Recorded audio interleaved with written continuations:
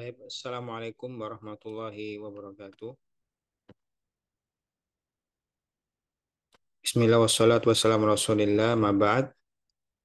Taib, suara saya jelas ya? Taib.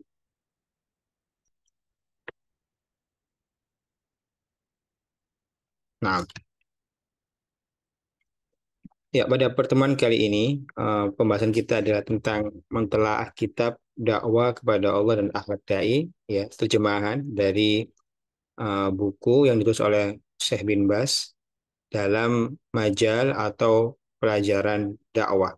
Bagaimana beliau membuat atau menulis kitab yang simple ya, tidak lebih dari 60 atau 50 sampai 60 halaman ya, tujuannya untuk memberikan gambaran cepat ya, gambaran general tentang dakwah ya. Jadi beliau membahas tentang masalah dakwah. Tentu kita tidak bisa habiskan pada satu kali pertemuan. Jadi memang ini masuk dalam program ekstrakurikuler atau tambahan ya yang diinisiasi oleh OU untuk memperkaya khazanah ilmu para mahasiswanya. Baik.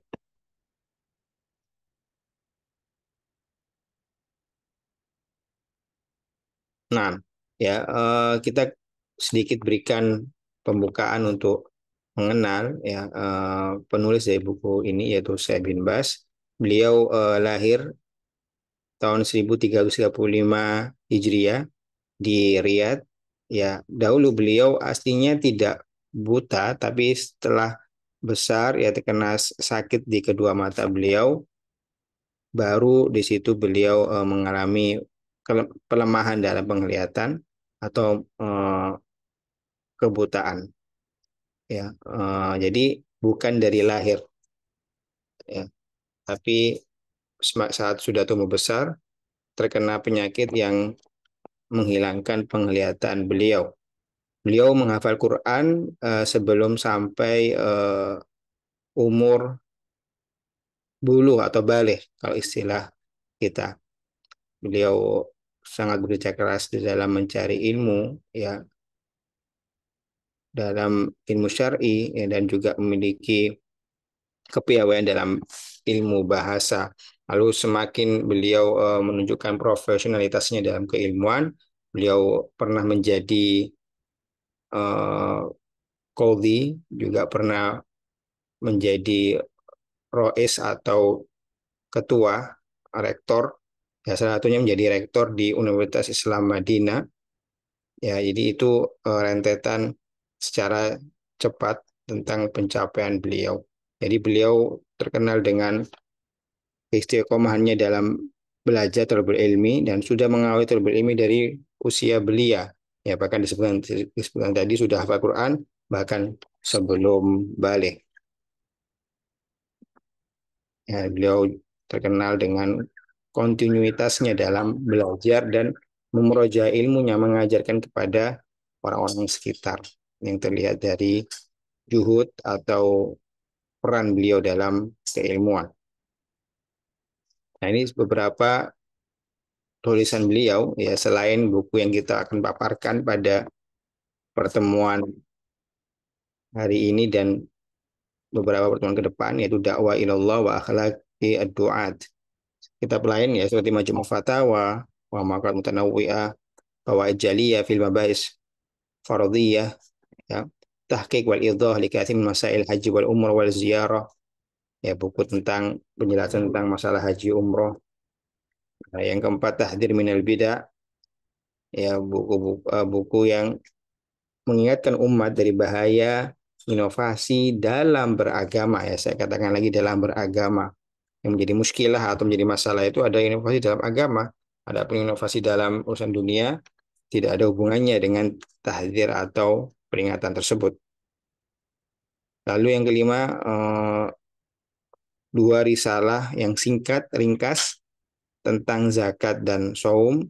Lalu yang keenam, buku yang berjudul Aqidah Sahihah wa ma Yudaduha, akidah yang benar dan apa yang menyalahinya atau melawan dari akidah sahih itu. Yang ketujuh, wujubul amal bi sunnati Rasulillah sallallahu alaihi wasallam, wa kufru man ankaroha. Ya, kewajiban beramal atau melakukan ajaran Nabi, ya, ajaran Rasulullah SAW, dan kekufuran orang-orang yang mengingkari sunnah Rasulullah SAW. Sunnah di sini dimaksudkan bukan sunnah lawannya wajib, ya, tapi dalam kategori jalan atau agamanya yang dibawa oleh Rasulullah SAW. Karena sunnah juga bisa diartikan adalah jalan.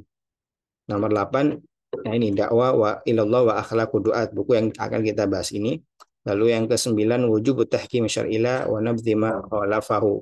Yang ke-9, buku yang judulnya wajibnya berhukum dengan syariat Allah dan membuang atau menjauhkan dari apa-apa yang menyalahi hukum Allah tersebut. Jadi beliau ya banyak menulis karangan di situ. Ya, baik buku-buku yang mungkin dari sautiat beliau, dari suara, dari rekaman suara beliau, ya. Baik. Ya, beliau wafat pada tahun 1420 Hijriah, 27 Muharram 1420 Hijriah, atau kalau Masehinya 1999. Ya, saat itu beliau umurnya hampir 90 tahun. Ya, beliau wafat pada umur hampir 90 tahun. Di sini tulis 89 tahun. Ya, disolatkan di Haram Makki, lalu dikuburkan di Makbaroh Al-Adil fi Makkah Mukarramah. Ya, banyak umaro, para pemimpin yang ikut sholat jenazah, mensolati beliau. Bahkan ada perintah untuk menjalankan sholat gaib bagi beliau. Mungkin ada yang bertanya-tanya, kenapa kok perlu sholat gaib? Kan sudah disolati, ya. Sebagian ulama menjelaskan bahwasanya sholat gaib bisa diperform, bisa dilakukan untuk orang yang memiliki andil besar dalam kemaslahatan umat Islam. Jadi orang-orang yang punya andil, ya, punya jasa besar, ya, bagi kaum muslimin itu, sebagian ulama berpendapat boleh mengadakan sholat gaib eh, untuk si mayat tersebut. Ya, ini untuk mungkin menjawab kalau ada teman-teman yang bertanya-tanya, sudah disolatkan kok perlu sholat gaib? Ya, seperti itu. Nah, kita masuk kepada pembahasan. Ya, kita akan menampilkan slide, lalu kita berikan sedikit komen atau penjelasan ringkas tentang inti dari halaman atau cuplikan dari halaman yang kita sudah kita akan paparkan di slide berikutnya. Karena memang materi dakwah, teman-teman sekalian, cenderung ringan, ya, bukan materi yang kompleks atau prakteknya kompleks, tapi secara teorinya mudah, ya, bisa dibaca oleh teman-teman sekalian. Jadi kita akan nanti berikan komen atau taklik yang ringan saja. Type, ya, pertama urgensi dakwah, di sini beliau memberikan uh, menyinggung tentang urgensi dakwah setelah beliau tahmid, ya, memberikan pembukaan. Beliau mengatakan, wa asyhadu anna Muhammadan abduhu wa rasuluhu wa khaliluhu wa aminuh ala wahyi arsalu ilan nas kafatan basyira wa nadhira. Ya, beliau mengatakan, saya bersaksi bahwasanya Nabi Muhammad adalah hambanya, rasulnya, kekasihnya yang dipercaya atas wahyu yang turun. Ini juga menyimbolkan atau menunjukkan bahwasanya Rasulullah Shallallahu Alaihi Wasallam, ya, itu maksum dalam menyampaikan. Jadi Rasulullah tidak akan meleset dalam penyampaian. Artinya kalau Allah Subhanahu Wa Taala, ini misal, ya, Allah Subhanahu Wa Taala memerintahkan Rasulullah untuk hari itu menyampaikan 10 materi, pasti 10-10-nya disampaikan. Karena Allah yang sudah menjamin presisinya Rasulullah dalam menyampaikan risalah. Ini dikatakan aminuhu ala wahyi. Dipercaya untuk menyampaikan wahyu tersebut. Jadi kita nggak usah khawatir. Nah, inilah dari situlah kita bisa membuat meyakinkan masyarakat agama ini sudah sempurna, tidak perlu revisi, tidak perlu Anda tambahkan, ya, dari pengalaman rohani Anda. Ya, karena Rasulullah sudah menyampaikan semuanya, dan Allah Subhanahu wa taala menginginkan ibadah tertentu untuk dilakukan oleh manusia. Makanya diutus, nanti ada pembahasannya di setelah ini, kenapa diutus seorang rasul. Arsalna kafatan basyira wa nadhira. Ya, beliau sebelumnya mengatakan bahwasanya Nabi Muhammad SAW diutus kepada seluruh manusia. Ini termasuk kekhususan Nabi Muhammad SAW dibanding dengan rasul-rasul yang lain. Ya, beliau mengatakan dalam salah satu hadisnya, kalau tidak salah lafadznya, wa kana nabiyyu qabli yub'atsu ila qaumihi khosotan wa bu'ithu ana ila nasi kafatan. Ya, fi makna dalam hadis itu dikatakan bahwasanya Rasul mengatakan Nabi sebelumku atau Rasul sebelumku itu dikirim kepada kaumnya sendiri-sendiri. Ya, tidak bersifat universal seperti Rasulullah SAW. Saya Nabi Musa dikirim untuk Bani Israel, Nabi Isa untuk Bani Israel. Ya, adapun Nabi Muhammad SAW dikirim kepada manusia seluruhnya. Betul, beliau memiliki darah atau nasab sebagai seorang Arab, ya bangsa Arab. Tapi risalah beliau bukan hanya untuk orang Arab, ya, tapi untuk orang Arab dan yang non Arab. Maka saya harapkan teman-teman sekalian jangan sampai eh, terkena ya syubhat yang mencoba mengkotak-kotakan Islam. Islamnya orang Arab, Islamnya orang Nusantara, tidak ada seperti itu. Islam satu. Islam untuk semuanya. Ya, Islam yang dipakai orang Arab tidak ada bedanya dengan Islam yang seharusnya dipakai oleh orang Nusantara. Karena Islam cuma satu. Ya, bukan berarti gara-gara nabinya orang Arab berarti Islamnya cuma buat orang Arab. Tidak. Itu adalah konteks yang salah. Ya, maka bedakan. Nasab beliau betul, beliau bangsa Arab. Shallallahu Alaihi Wasallam. Tetapi risalah beliau untuk semua manusia. Ya, makanya kita bisa lihat bagaimana dalam dakwah Rasulullah SAW membuktikan konsep itu dengan sangat jelas. Ada Bilal, ya bukan orang Arab, ya. Ada Salman Al Farisi. Ini menunjukkan keuniversalan risalah Rasulullah ini. Arsalu ilan nasi kafatan basyira wa nadhira. Dan urgensi dakwah seorang dai, ya karena dai setelah beliau ada dari umatnya. Kalau Bani Israel dahulu eh, Rasul mereka digantikan para nabi-nabi setelahnya. Ya, tapi kalau dalam umat Islam, ya umat terakhir ini, karena tidak ada nabi dan rasul setelah Rasulullah, maka yang menggantikan prospek dakwah atau proyek dakwah, ya syarat proyek dakwah dalam mendakwahkan Islam ini adalah para dai. Basyir wa nadhira. Ya, ini juga ya, perlu diketahui seorang dai urgensinya dia adalah memberikan berita gembira tapi juga mengingatkan, maka tidak bisa dipisahkan. Tidak hanya seorang dai itu mengabarkan yang bagus-bagus saja, yang mengabarkan pahala surga saja, tapi nggak pernah membahas neraka, membahas mengingkari kemungkaran misalnya.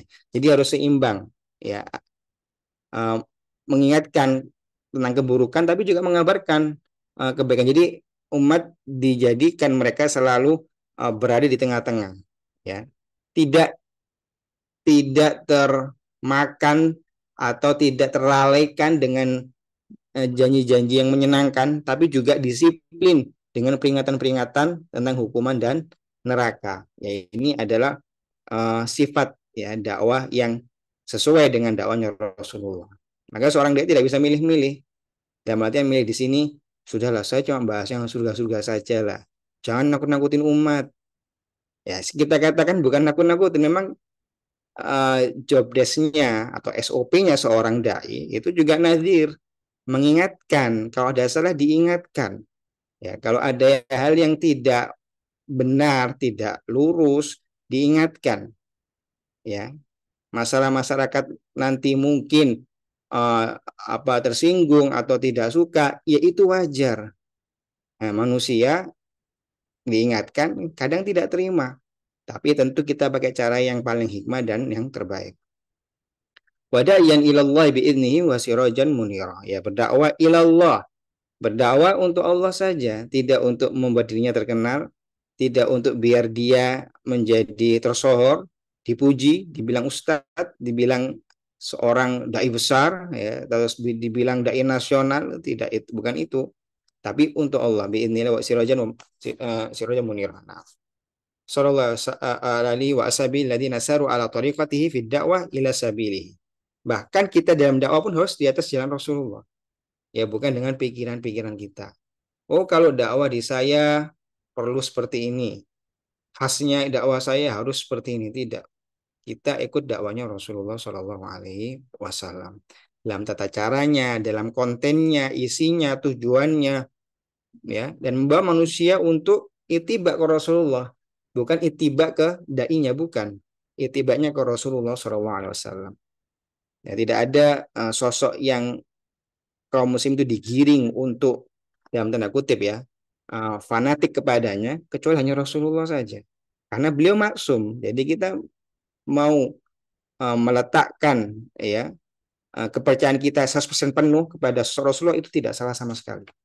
Namun kepada manusia, nah ini yang perlu ditanyakan. Karena manusia bisa, maksudnya selain Rasulullah SAW, bisa salah ya. Nah, ini sangat indah Islam ini, dibuat semua itu teratur. Taib.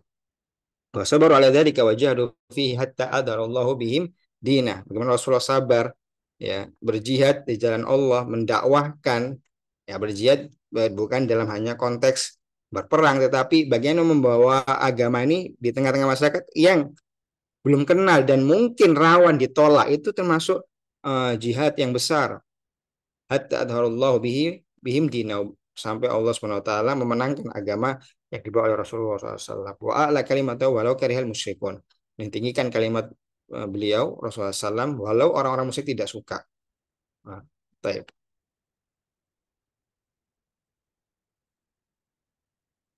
Nah, poin kedua, jadi emang saya pisahkan beberapa poin dan alhamdulillah di buku sudah ada clue-nya tentang pemisahan poin-poin ini. Itu agar teman-teman bisa mengikutinya. Oh, poin ini bisa lebih sering ya. Tab, hikmah menciptakan manusia. Lalu beliau mengatakan, saya bin Bas, rahimahullah, fa'inallah syarikalah wa liyu'adzima amrah wa nahya wa liya'rifa bi as wa liya'rifa bihi wa sifatihi kama qala wa ma khalaqul jinna wal insa illa liya'budun. Ya, apa sih korelasinya dengan pembahasan kitab dakwah ini? Seorang dai harus tahu itu yang mengesahkan Allah. Kalau kita relay ke belakang, kita balik ke belakang. Kenapa diutus Nabi Nuh? Kan sebelumnya Nabi Adam. Ya. Kenapa diutus Nabi Nuh? Karena manusia melenceng dari tauhid. Perlu diingatkan lagi, nggak seperti ini harusnya hidup. Ya. Maka dikirimkanlah atau diutuslah Nabi Nuh untuk mengingatkan manusia agar jangan beribadah dengan kepada berhala. Dan Ibnu Abbas menjelaskan dalam asarnya, ya, dalam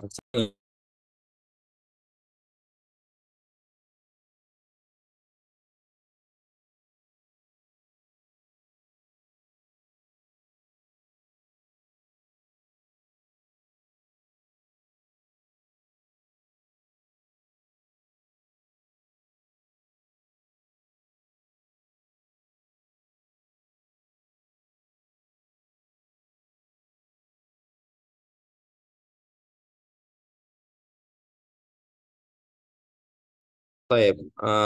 Maaf, kita lanjutkan. Ya, Ibnu Abbas dalam riwayatnya menjelaskan bahwasanya dahulu manusia berada di atas tauhid, ya, lalu berubah atau melenceng setelah itu. Jadi tauhid itu adalah asli. Kesyirikan itu adalah tore atau penyakit atau hal baru yang menjangkiti masyarakat tersebut. Dan beliau menjelaskan juga sosok-sosok yang disembah oleh kaumnya Nabi Nuh di zaman itu, di awal mula terjadi kesyirikan di dalam sejarah kemanusiaan, itu dahulunya adalah orang-orang soleh. Ya, kita bisa silakan bisa dirujuk di Sahih Bukhari ya, dan perkataan Ibn Abbas. Lalu orang-orang soleh itu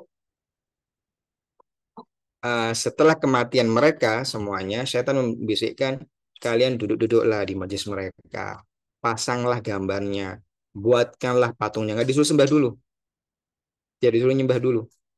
Sampai beberapa generasi lewat, nah generasi yang tidak tahu ceritanya, kok ada patung, ada gambar di beberapa tempat di daerah mereka, ini apa? Dibisikkan kepada mereka, itu Tuhan nenek moyang kalian.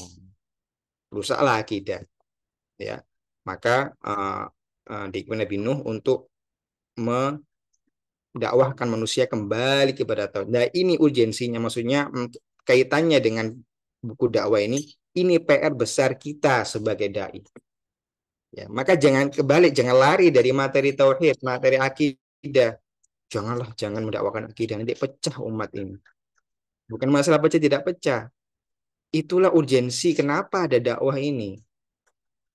Yang setelahnya itu ngikut poin utama ini. Ya, karena ada eh, penghambaan kepada Allah.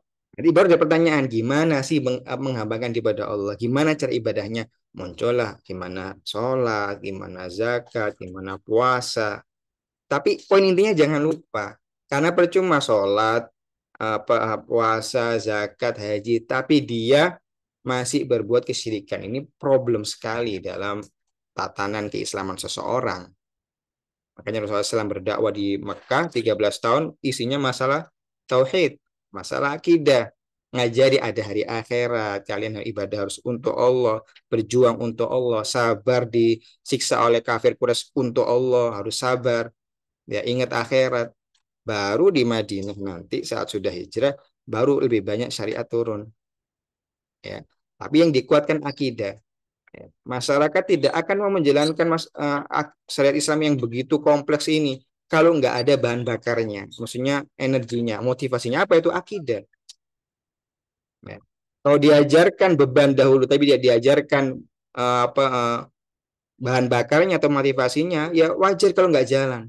Saya sudah ajarkan Ustadz masalah sholat, tapi nggak ada yang mau sholat, sepi masjid. Dikasih masjid wakaf, dibangunkan orang desa nggak sama sama sekali tidak membayar sama sekali. Cuma nggak ada yang mau sholat. Soal maka dibalik pertanyaan sudah diajarkan akidah belum? Mereka mungkin belum kenal Allah, belum merasa uh, butuh sama Allah. Ini yang kita perlu tumbuhkan. Kita lanjutkan ya biar tidak terlalu istitrot. Ya di dalam jadi di ayatnya Az-Zariyat tidaklah aku ciptakan jin dan manusia kecuali untuk beribadah kepadaku. Para ulama tafsir saat mengatakan liya budun, apa liya budun itu? Liyuwahidun, untuk mentauhidkan Allah, untuk mengesahkan. Jadi nggak asal ibadah. Kalau beribadah kepada Allah tapi masih beribadah kepada dewa-dewa, kepada patung-patung atau jin-jin lokal ya, penunggu hutan kayak penunggu kebun. Berarti belum liwat budun karena esensi liya budun sedia ayat tadi adalah liyuwahidu ya untuk mentauhidkan Allah. Ya di ayat lain ya ladina ya beliau juga saya bin Bas menukilkan ayat lain ya ya yanasudu rabbakumul ladzi khalaqakum walladzina min qablikum la'allakum tattaqun. Di sini Allah Subhanahu wa taala membalik sisi pendalilannya. Disuruh beribadah lalu dikasih reasoningnya, dikasih alasannya. Kenapa? Rabbakumul ladzi khalaqakum. Ya, disuruh menyembah. Mungkin orang bertanya, nyembah, ya kenapa saya harus sembah dia? Kenapa? Alladzi khalaqakum. Karena dialah Allah Subhanahu wa taala yang menciptakan kalian. Dulu kita itu nihil, nol, ketiadaan. Lalu dari ketiadaan itu Allah ciptakan menjadi ada. Ini jasa yang sangat besar. Ya, jasa yang sangat besar. Ada menjadi tiada. Yang dilakukan oleh manusia, teman-teman sekalian, para mahasiswa, itu hanya mentarkib atau memanufaktur apa yang sudah ada di dunia ini. Membuat mobil, besinya ada, ya, bannya karet dari pohon ada, gasnya, maaf, bensinnya sudah ada.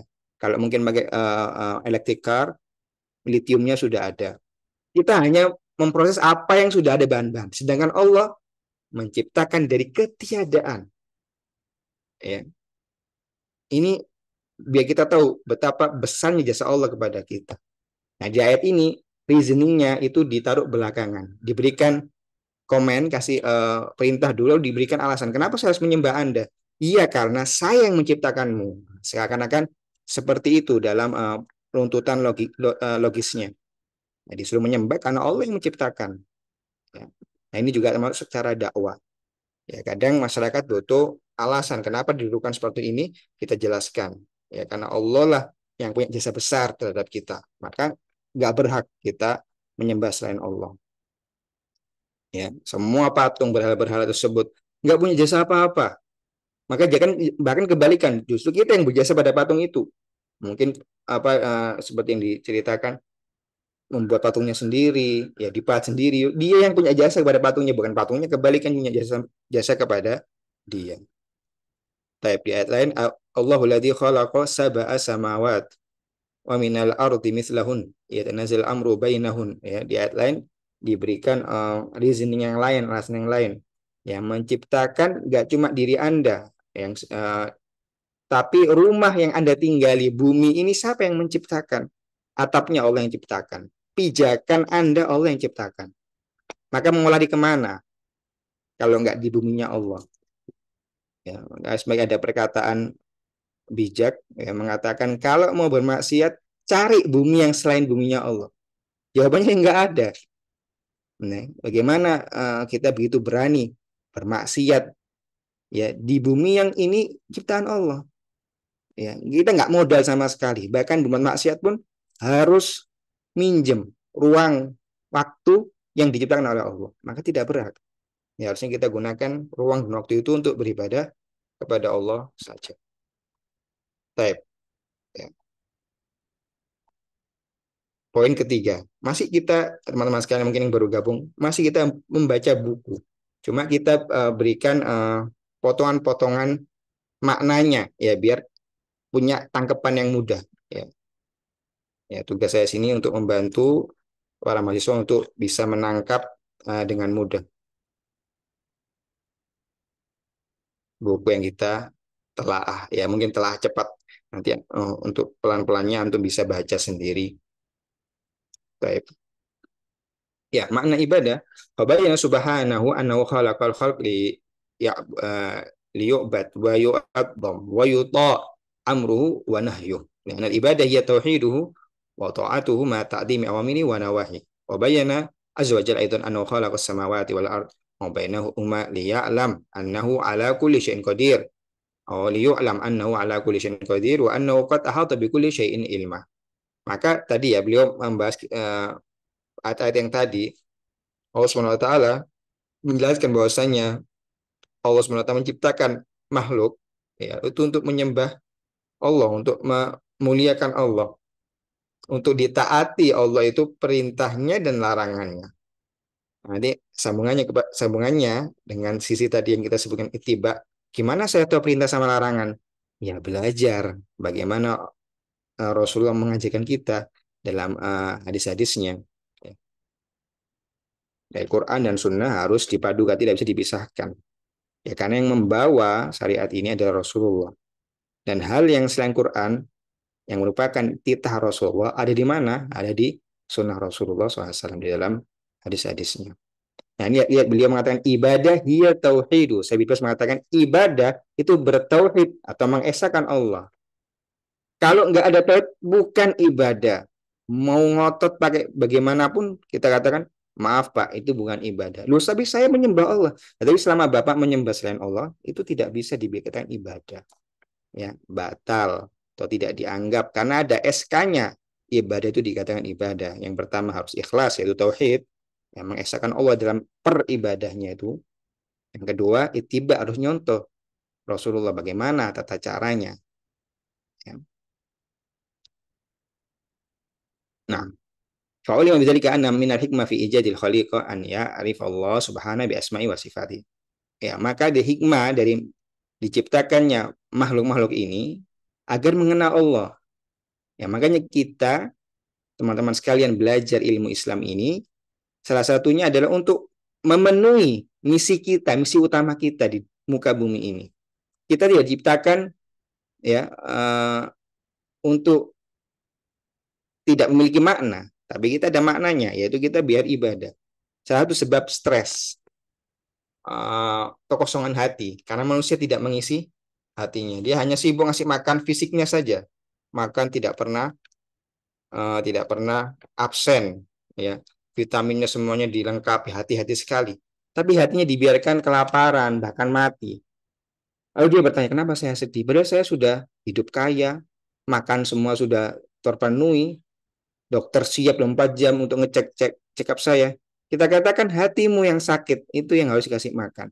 Nah, ini tidak akan bisa dipenuhi kebutuhan hati itu kecuali dengan penghambaan kepada Allah.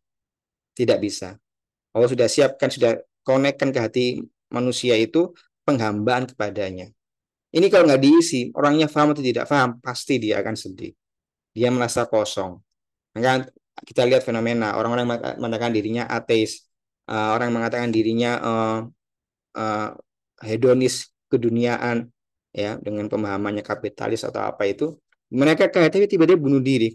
Nyari apa lagi? Kenapa harus bunuh diri? Bukannya sudah nikmat hidupnya, punya mobil mewah, punya rumah bagus. Kenapa kok bisa sampai membunuh diri? Kalau tanya mereka kosong hatinya, ada yang kurang. Mereka sudah dapatkan semuanya, tapi kok masih kosong? Ya itu hatinya rohaninya butuh diisi dengan ibadah kepada Allah. Tidak bisa kecuali dengan ibadah kepada Allah.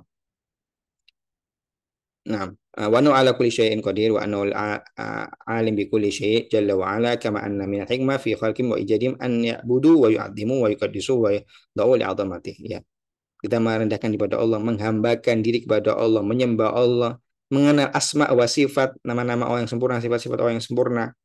Ya, itulah esensi kita itu hidup di muka bumi dan itulah ibadah. Ya, jadi ibadah ini kalau diluaskan maknanya berarti kita mengenal asma wa sifat. Kita tahu Allah, kita merasa dekat dengan Allah, tapi merasa dekatnya bukan dengan anggapan diri ya, tapi dengan jalannya syariat. Ya kadang bisa aja orang mengaku-ngaku saya dekat sama Allah. Sholat, enggak pakai sholat. Bayar zakat, enggak perlu zakat. Ya, bagaimana mendekat?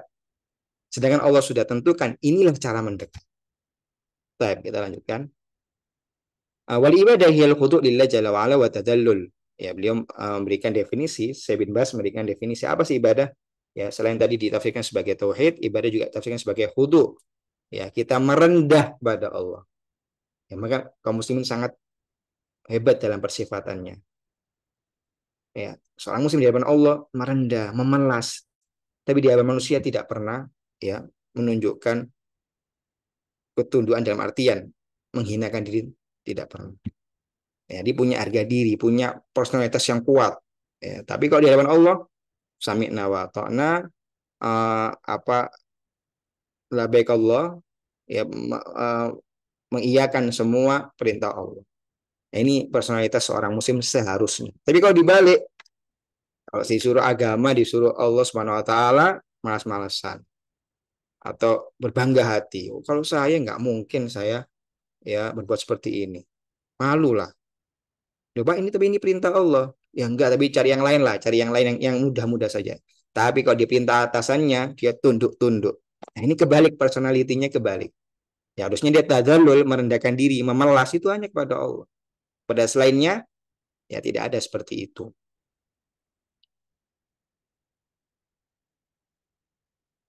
Taib ya. Beliau mengatakan wasumit wadhaif lati amarallahu biha al-mukallifin min awamin wa tarki nawahin ibadatan yang ikuti perintah Allah.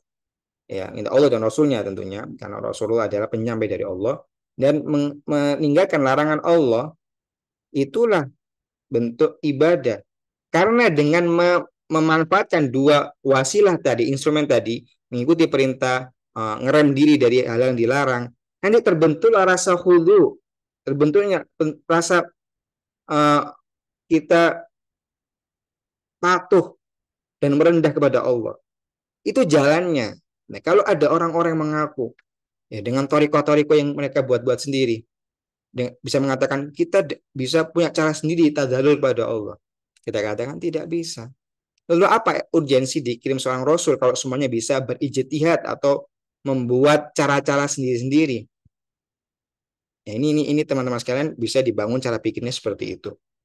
Esensinya dikirim seorang Rasul untuk menjelaskan cara mendekatkan diri dan ibadah.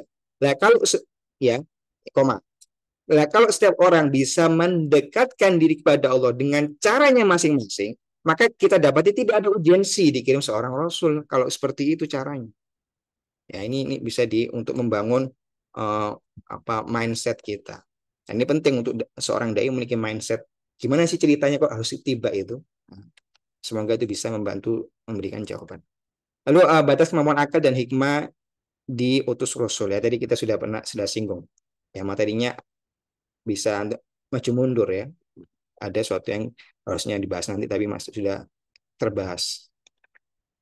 Baik. Panitia boleh inginkan saya untuk waktu ya. Seandainya saya sudah berlebihan waktunya. Baik. Batas kemampuan akal dan hikmah. Akal dan hikmah diutus Rasul ya. Jadi ada baik. Beliau mengatakan sabin basum malam maka nanti ibadah la yumkin an tastakil bitafasil hal ukul ya isim fa'ilnya diukul. Jadi akal kita beliau mengatakan akal kita itu tidak bisa menentukan tafsil detail ibadah itu harusnya bagaimana dengan akal kita tidak bisa. Maka butuh seorang rasul untuk mengenalkan kepada kita bagaimana sih rentetan atau detail ibadah yang Allah inginkan. Nah, ini dari jalur wahyu, jalur risalah saja, tidak bisa dari akal-akal manusia. Beliau mengatakan kama annahu la yumkin an yu'raf annya saya ketutup dengan apa bingkai zoom nggak kelihatan. Alam yumkin an yubiya al ahkam min al awamir wan nawahi ala tafsil ya. Perintah dan larangan pun tidak bisa diketahui secara tafsil, secara detail kecuali dengan wahyu.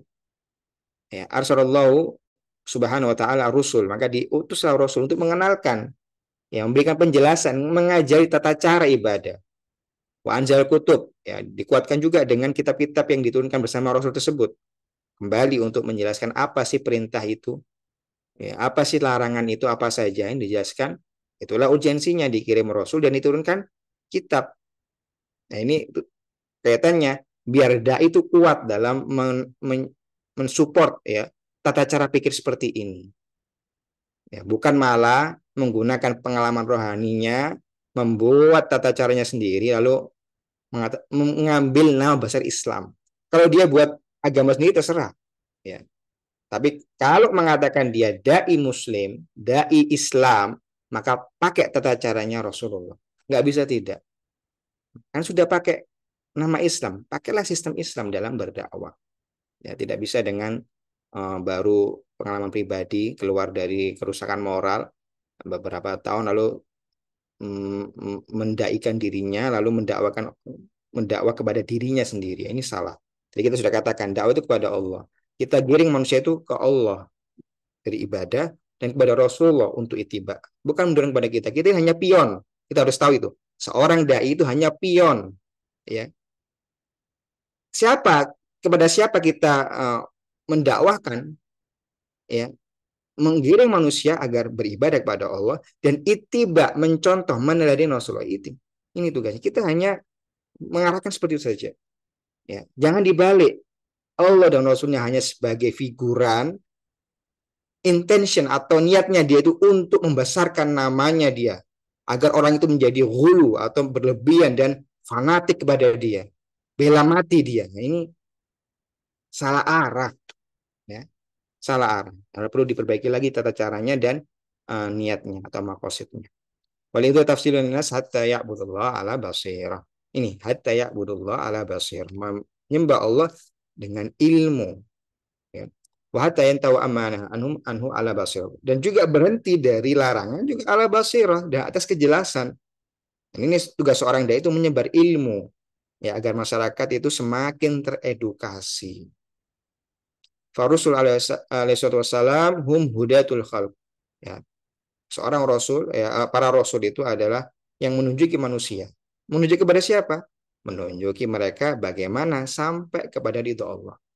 Wa hum a'immatul huda wa du'atu tsaqalain jami'an ila taatillah wa ibadati fallahu subhanahu akramal ibad bihim. Ya, justru Allah Subhanahu wa taala menyayangi hamba-hamba itu dengan dikirimnya rasul. Ya, antum bisa bayangkan ya para manusia yang dirahmati Allah disuruh sesuatu tapi dikasihkan uh, proseduralnya, disuruh lakukan ini, gimana caranya nggak tahu, pokoknya lakukan, kalau gagal saya hukum. Gimana itu, jahat nggak? Ya kita mikir wah kita nggak tahu caranya tapi disuruh uh, sebuah perintah yang kita nggak tahu, nggak punya pengalaman sebelumnya, tertekan, sedih, merasa terancam, ya kan? Allah SWT rahmat kepada hamba-hambanya, kepada makhluknya. Diberikan perintah, sudah diingatkan dari dulu sebelum diciptakan ke bumi ini. Kita lihat di dalam Al-Quran, Allah sudah mengambil syahadah kita. Ya. Allah berfirman di dalam Quran, alastu bi rabbikum, bukankah saya Tuhanmu? Roh di alam roh kita sematan iya engkau adalah Tuhan. Nanti sudah lahir, diingatkan lagi, dikirim Rasul, turunkan syariat. Itu Allah sayang sama hambanya. Ya, maka jangan dibalik dengan cara pikir orang ateis atau orang yang benci sama agama. Kenapa Tuhan kok masukkan ke neraka? Dia nggak tahu cerita di belakangnya bagaimana Allah sudah mengingatkan berkali-kali, sudah sangat sayang dengan mengirim Rasul dan kitab-kitabnya hanya untuk manusia, jangan sampai salah pilih. Memang dunia ini adalah tempat ujian. Ya, maka dikirimkannya Rasul itu adalah merahmati manusia, memuliakan manusia. Ya. Jangan dibalik dengan narasinya orang-orang yang membenci Islam. Ya.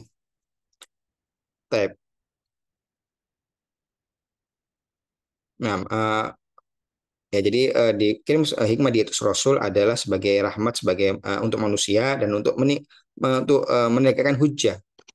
Faqata Allah bil ma'dzirah. Maka dengan itu Allah memutus uzur. Ya, karena yang mendengar Islam, yang tahu kebenaran, tidak ada uzur nanti di hadapan Allah. Ya, mengatakan saya tidak tahu ya Allah, jangan hukum saya. Di sebelahmu ada masjid. Di sebelahmu masjidnya pakai bahasa Indonesia. Ngomong bahasa Indonesia yang Anda tahu. Kenapa kok jadi didengarkan? Nah, ini yang bakal nanti akan memotong hujahnya orang-orang yang bermalas-malasan dalam beribadah kepada Allah. Ya, ya Muslim masih mending. Ya, selama nggak berbuat syirik, mungkin dimampuni dosa-dosanya. Yang tidak, yang kasihan ya orang-orang yang kafir atau musyrik, ya semakin tidak ada hujahnya sama sekali di hadapan Allah. Wa aqamal hujjah bi irsal rusul. Allah Subhanahu wa taala menegakkan hujjah ya atas manusia ini dengan dikirimnya rasul. Ya, termasuk pengiriman kitab juga menditurunkannya kitab juga termasuk penegakan hujjah. Nah, hubungan dengan dai apa? Kita tugas satu goalnya sebagai seorang dai adalah menekan hujjah untuk masyarakat. Saat masyarakat diajari tauhid, diajari masalah sholat apa, lalu mereka menolak, ya sudah tegak hujjah atas mereka, dicatat oleh Allah sebagai penolakan. Nanti mereka yang tanggung jawab di hadapan Allah. Dai hanya menyampaikan, ya tidak usah baper, nggak usah. Ya, ini kita hanya menjalankan tugas. Saya punya job desk untuk menyampaikan, ya qadarullah saya uh, memiliki Allah kasih kemudahan untuk belajar, maka saya sampaikan. Termasuk juga para mahasiswa, antum belajar ilmu Islam, tahu sedikit kemudian tentang Islam, sampaikan. Rasul mengatakan baliu ani walau ayat.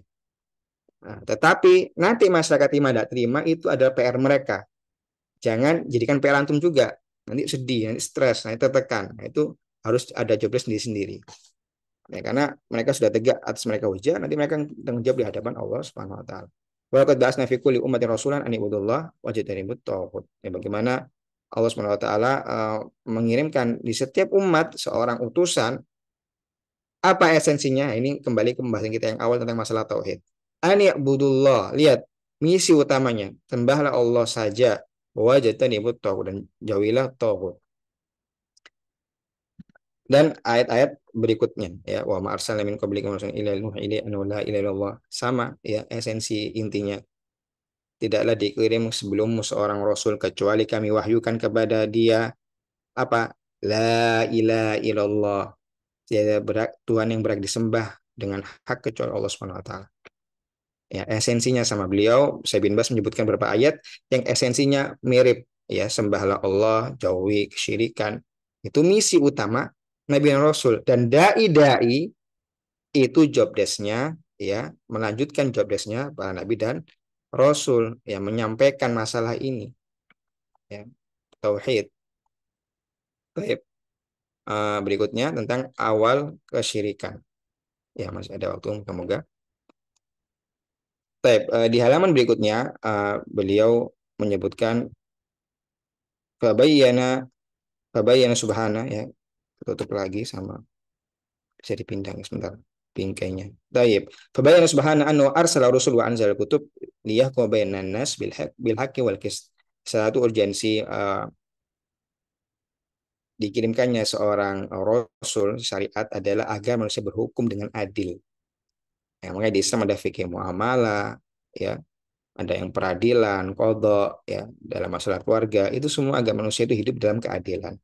Maka jangan dibalik menakut-nakuti manusia untuk dari berhukum dengan hukum Allah dengan mengatakan bengis, bahaya, kejam, hukumannya keras. Kebalik. Kalau nggak pakai hukum Allah, tersebar kezaliman, tersebar ketidakadilan, ya itu sudah menjadi resiko, konsekuensi saat sama kaum atau manusia ini meninggalkan hukum Allah. Waliyuhalinas makhtalafu fi, ya untuk menghentikan pertikaian, ya perbedaan, makhtalafu apa ikhtilaf yang terjadi di manusia. Kembali jangan dibalik, orang yang menyuruhkan agama dikatakan pemecah belah, justru membiarkan manusia kebingungan dalam semua agamanya dengan sebuah alirannya, itulah yang merusak masyarakat, mereka jadi terpecah-pecah. Realita historisnya, ya, bagaimana Nabi Muhammad SAW mendapati bangsa Arab saat pertama kali diutus pecah belah atau sudah bersatu? Ya, mungkin bisa dijawab di chat. Bangsa Arab saat Rasulullah SAW diutus, kondisinya gimana? Terpecah belah atau bersatu? Bisa dijawab di chat, ya, biar ada musyarakah, biar ada uh, aktivitas dari mahasiswa. Ya, halo, saya pecah belah. Ya, Jason mengatakan pecah belah, Pipit Hermain mengatakan pecah belah, bersuku-suku, kata Agung. Ya, Tayyip, terima kasih. Nah, setelah Rasulullah SAW berdakwah bersatu atau pecah belah, Rasulullah berdakwah semakin bagus, dakwahnya semakin matang. Bersatu atau berpecah belah? Bersatu. Ini kan berarti fakta historis yang tidak bisa dibantah. Agama ini menyatukan, bukan memecah belah. Kok dibalik, difitnah? Yang ajakan agama katanya gerakan pemecah belah umat. Kebalik. Justru menyatukan, justru menyayangi. Ya, fakta historis yang lain, ya, cuplikan dari dakwah Rasulullah yang sangat penuh dengan inspirasi. Di hijrah ke Habasyah, ya, yang dilakukan saat kaum muslimin terhimpit di Mekah, itu hijrah yang menunjukkan perjalanan atau traveling keluar dari daerah Mekah, bukan traveling berlibur, ya, traveling maksudnya hijrah yang komposisi anggota orang yang safar bersama itu adalah multi suku. Biasanya orang saat itu karena ada kabilah-kabilah, mereka bepergian sesuai dengan kabilahnya. Ataupun walaupun kalau dalam satu karavan ada ini kabilah fulan, karena yang sangat menjaga kesukuan. Tapi di rihla itu, ya, ada berbagai suku yang saling tolong menolong karena sama-sama hijrah ke Habasyah. Ada yang dari Bani Umayyah, ada yang berada dari Bani Hashim, ada yang dari golongan mantan budak, ya, ada yang macam-macam, ya. Ini menunjukkan Rasulullah sudah memperhatikan pentingnya persatuan saat mendakwahkan agama. Maka jangan dibalik narasinya. Yang kita lihat, ya, teman-teman sekalian, orang mengatakan yang mendakwakan Islam ini memecah belah, ya, tidak tolerir. Kebalik, ya, kebalik. Baik, kita lanjutkan.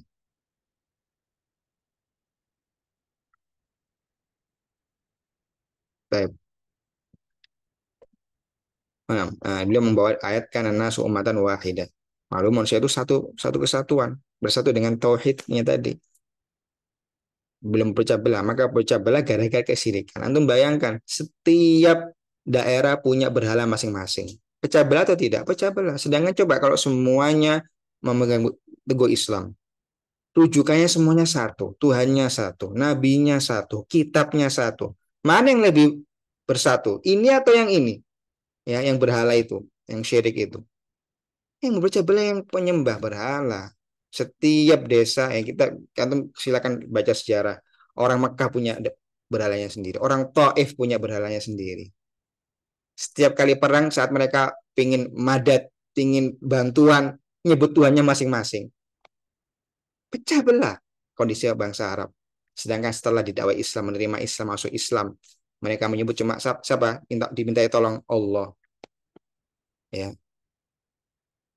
seperti itu. Ya, awal kesyirikan. Ya, ini cerita yang saya sudah sebutkan di awal. Di zaman ada masa di antara Nabi Adam dan Nabi Nuh tidak ada kesyirikan. Lalu saat manusia sudah lama, semakin lama hidup di muka bumi ini, mereka terjangkiti kesyirikan yang itu asalnya dari sifat hulu atau berlebihan kepada orang-orang soleh yang ada di mereka. Ya. Maka saat ada kesyirikan nampak, Allah Subhanahu Wa Taala turunkan Nabi utus Nabi Nuh sebagai Nabi dan Rasul. Ya inna auhayna ilaika kama auhayna ila Nuhi wan nabiyyina min ba'di.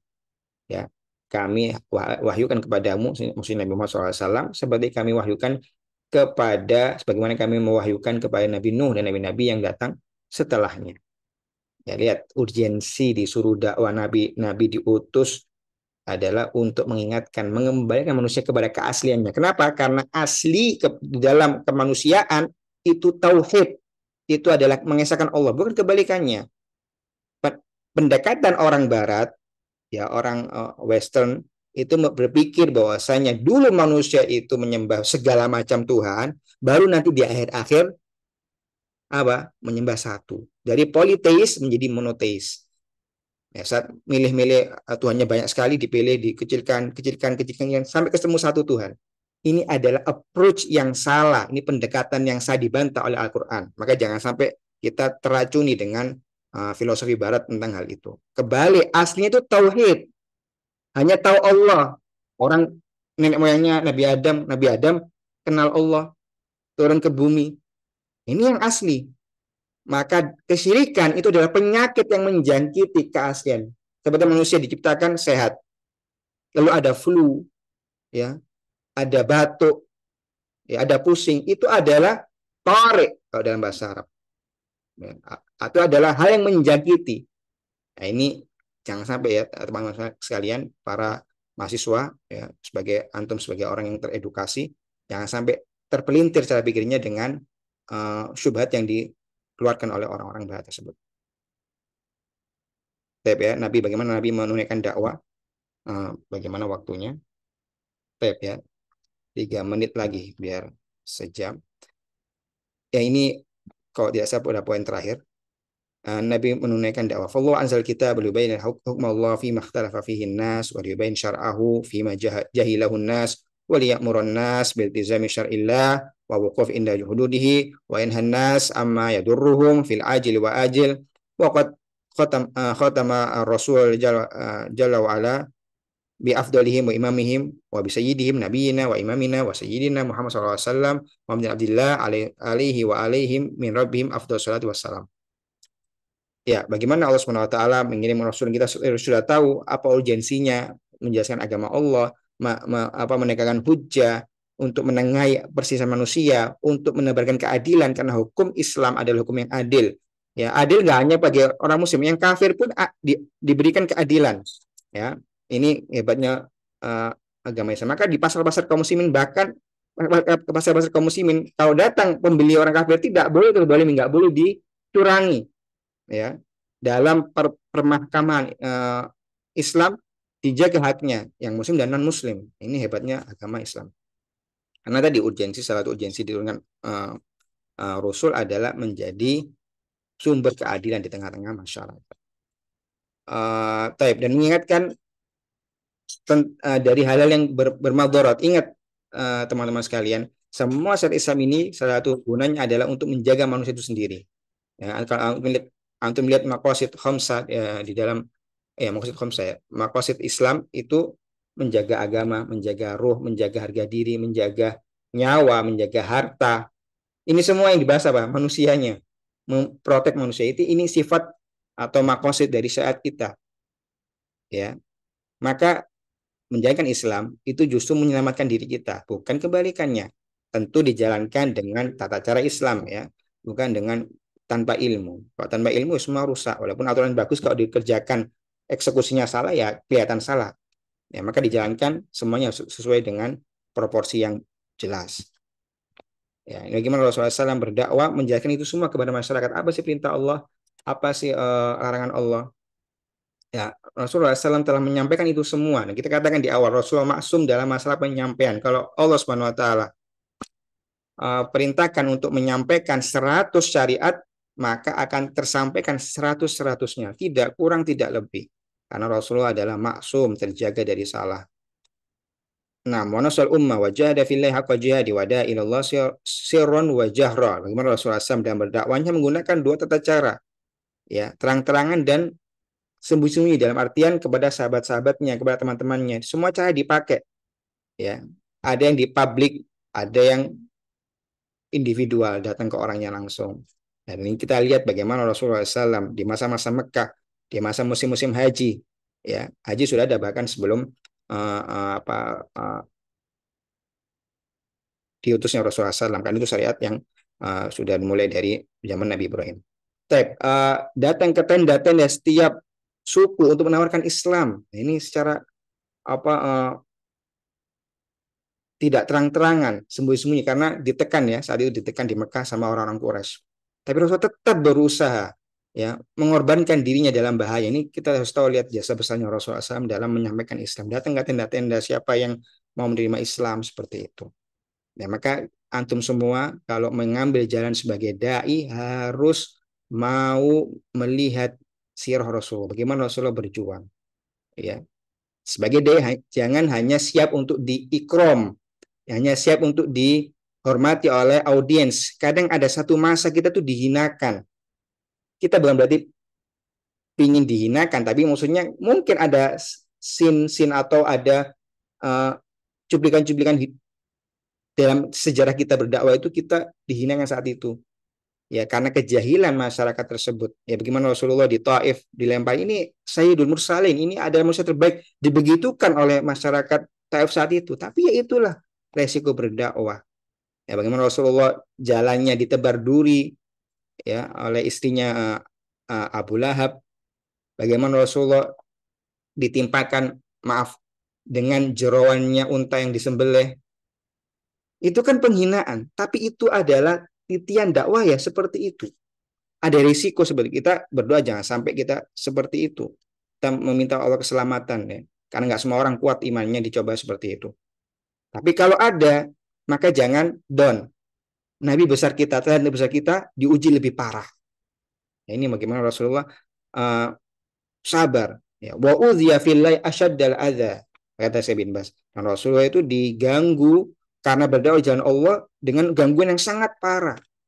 Nggak cuma hinaan, ya, kan perkataan ya hinaan, ya, fisik pun sudah terjadi. Bagaimana ingin dibunuh, bagaimana dihinakan, ya, dilempari, ini semua Rasulullah sabar. Inilah cuplikan simpel dari dakwah Rasulullah yang sangat inspiratif. Walakin sabar ala dzalik kama sabara min qabli rusul alaihi salatu wassalam, ya. Rasulullah sabar seperti para pendahulunya, para nabi Rasul juga sabar. Qabla kama balahu walakin udhiya aksar. Tapi Rasulullah SAW karena nabi yang terakhir, nabi yang terbaik, Rasul yang terbaik, Rasul diuji lebih parah daripada semua nabi dan Rasul. Tetapi Rasul tetap sabar dan mau mengorbankan dirinya, mengambil tanggung jawab dakwah tersebut. Taib. Ya, penyampaian saya sudah selesai. Kira-kira sejam kita sudah melewati dalam membahas kitab ini. Kalau di bukunya kita sudah dapat kurang lebih 10 halaman. Nah, sampai ke halaman 10. Ya, jadi bukunya sekitar 60 halaman. Saya harap teman-teman sekalian bisa istiqomah untuk menamatkan buku ini, karena menamatkan buku itu ada rasa achievement dalam hati kita jadi senang. Nanti saya harap itu menjadi habit bagi teman-teman sekalian untuk menghatamkan buku para ulama, ya, biar kita dan alhamdulillah IOU sudah memfasilitasi hari ini, dan saya harap walaupun ini pertemuannya bukan seperti LS modul, ya, tetapi ini bisa membangun sisi akademis Anda, habit positif Anda dalam membaca dan mentelaah buku para ulama. Kira-kira itu yang saya sampaikan. Saya kembalikan kepada panitia kalau masih ada di ruangan. Taib. Nah, taib ya. Karena waktunya sudah hampir sejam lebih, ya saya tidak tahu. Silakan teman-teman sekalian yang ingin leave, ya kan ada keluar dari ruangan karena ada kebutuhan. Saya coba menjawab beberapa pertanyaan, mungkin dua atau tiga sebagai bahan sharing kepada teman-teman sekalian. Baik, dari awal kali. Baik.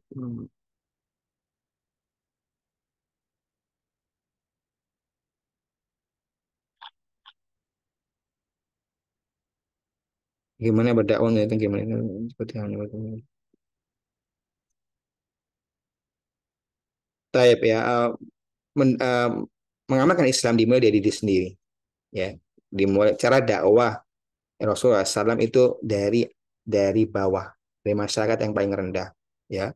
Nanti masyarakat kalau semua itu edukasi, memahami Islam, ya mereka yang akan menjadikan hidup ini benar kafah menggunakan Islam, ya.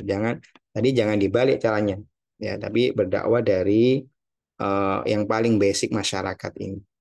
Ya, karena masyarakat itu yang perlu diselamatkan, ya, tauhid mereka, mengamalkan mereka. Kalau masyarakat edukasi, Anda akan dapati mereka akan menggunakan tata cara Islam secara kafah dan ikut tata caranya atau skemanya Rasulullah Shallallahu Alaihi Wasallam. Taib. Yang kedua,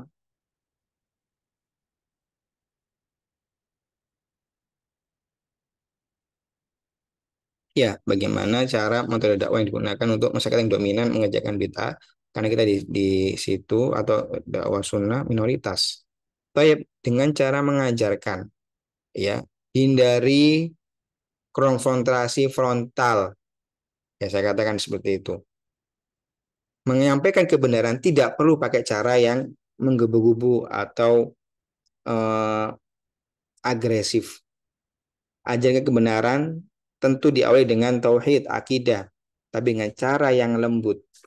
Ya, Anda bisa ajarkan lewat membacakan sirah, ya, atau dalam kaitannya membacakan tafsir dari ayat-ayat Quran, tapi Anda kaitkan dengan akidah. Itu membantu. Masyarakat itu cuma tidak kenal saja. Kalau mereka kenal, insya Allah keterima. Karena dakwah Islam adalah dakwah yang sesuai dengan fitrah. Kebalikannya dakwah bid'ah, ya, dakwah yang uh, tidak sesuai itu dakwah yang jauh dari fitrah. Ya, taib. Ya,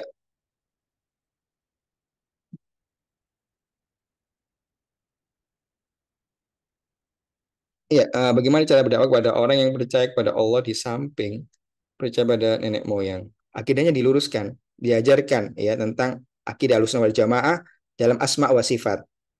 Ya, asma wa sifat itu Ahlussunnah wal Jamaah punya, ya, caranya sendiri dan uh, metode sendiri dalam memahami asma wa sifat. Dan di mana pemahamannya? Pemahamannya kembali kepada pemahaman para sahabat.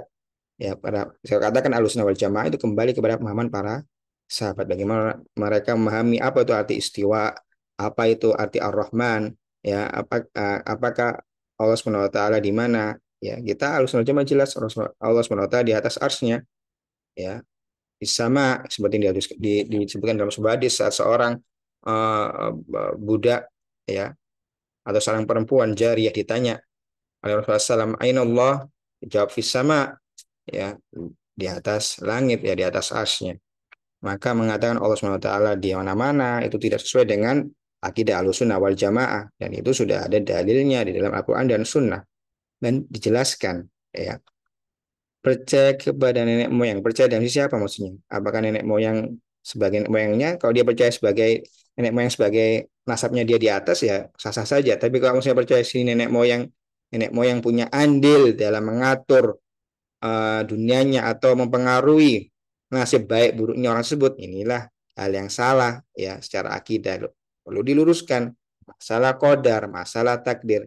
Kembali lagi ajarkan, ya, akidah Ahlussunnah wal Jamaah dalam masalah takdir kepada orang tadi. Sampaikan dengan cara-cara yang simpel ya.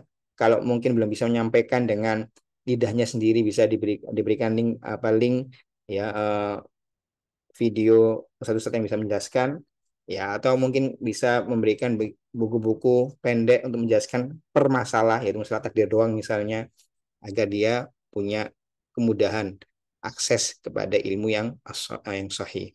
Tapi moga-moga itu yang bisa saya sampaikan. Saya mohon maaf bila ada salah kata, salah penyampaian ya. Silakan diambil yang sesuai dengan Quran dan Sunnah dan bisa diamalkan ya. Dan kita saling mendoakan ya, saya dan juga antum para mahasiswa, kita saling mendoakan agar kita semua istiqomah di atas jalan kebenaran ya, karena setiap manusia itu diuji oleh Allah Subhanahu wa taala, dan syaitan tidak pernah berhenti untuk mencari sisi kelemahan kita untuk menjatuhkan kita. Menjatuhkan siapa saja, mau dai-nya, mau audiensnya, mau mahasiswanya, mau dosennya, kita harus tetap minta perlindungan Allah Subhanahu wa taala. Subhanakallah bihamdik, asyhadu an la ilaha illa anta astaghfiruka wa atubu ilaik. Assalamualaikum warahmatullahi wabarakatuh.